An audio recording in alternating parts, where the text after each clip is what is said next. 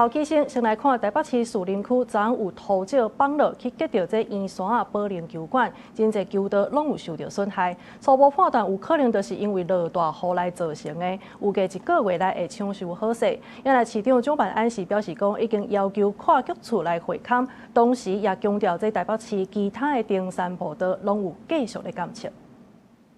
足濟土石崩落落來，包括樹木嘛堆咧倒落來，甲厝頂攏互破。天棚的房仔更緊攏走出來，現場還有足濟大粒石頭。60年了，從來沒有災情這麼嚴重，所以這一次是最嚴重。那剛好我們是歇業，不然禮拜天那客滿的人在裡面，那發生點會更嚴重。今日畫面就佇咧台北市圓山保齡球館已經營業超過60檔啊，前幾工仔才宣布停業。不過挖球館的山架佇咧28道鄉鄉發生崩塌的代誌。那有非官方報道的地基去用烏空，保齡球館嘛對咧着這。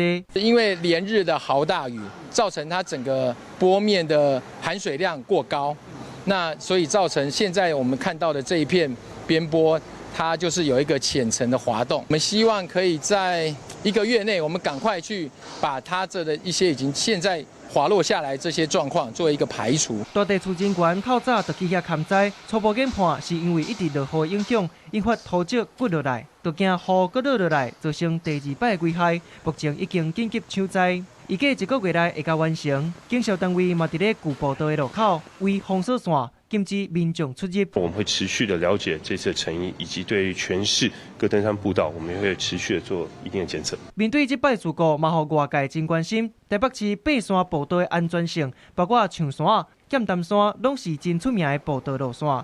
台北市長蔣萬安就講，這個爬山的步道攏有繼續監測。記者綜合報道。